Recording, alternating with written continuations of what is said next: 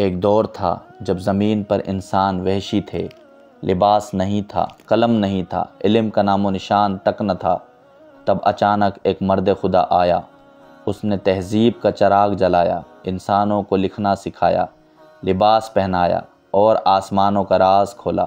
لیکن پھر ایک دن وہ شخص غائب ہو گیا، نہ اس کی لاش ملی نہ قبر، کیونکہ وہ آسمانوں پر زندہ اٹھا لیا گیا۔ وہ شخص کون تھا؟ نام تھا ادریس۔ حضرت ادریس علیہ السلام، علم و عقل اور حکمت کا سمندر، ایسا نبی جو دنیا کا پہلا درزی بھی تھا اور پہلا سائنسدان بھی۔ ایسا کیا کر دیا تھا انہوں نے؟ جب پوری دنیا جہالت کے اندھیروں میں ڈوبی ہوئی تھی، وہ انسانوں کو قلم اور کتاب سے جوڑ رہے تھے۔ انہوں نے پہلا لباس سیا، پہلی سوئی بنائی، پہلا کاتب بنایا، زمین پر انسانوں کو تہذیب سکھائی، علم دیا اور آسمانوں کا علم سونپا۔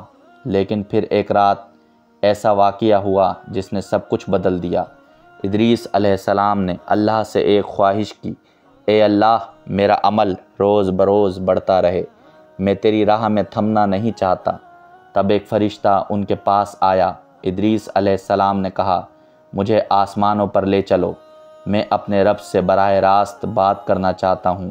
فرشتہ انہیں لے کر آسمانوں کی طرف پرواز کر گیا۔ پہلا، دوسرا، تیسرا اور پھر چوتھا آسمان۔ وہاں ملاقات ہوئی حضرت عزرائیل علیہ السلام سے۔ فرشتے نے کہا، ادریس علیہ السلام کی روح تو اسی مقام پر قبض کی جائے گی۔ اور پھر ادریس علیہ السلام کی روح آسمان پر ہی قبض کر لی گئی۔ نہ کوئی کفن، نہ جنازہ، نہ قبر، صرف ایک ذکر۔ ہم نے انہیں بلند مقام پر اٹھا لیا۔ سورہ مریم۔ آخر وہ کہاں گئے؟ آج تک سوال باقی ہے۔ کیا وہ زندہ ہیں؟ کیا وہ قیامت سے پہلے واپس آئیں گے؟ کیا وہ دوبارہ علم و حکمت کی روشنی لے کر آئیں گے؟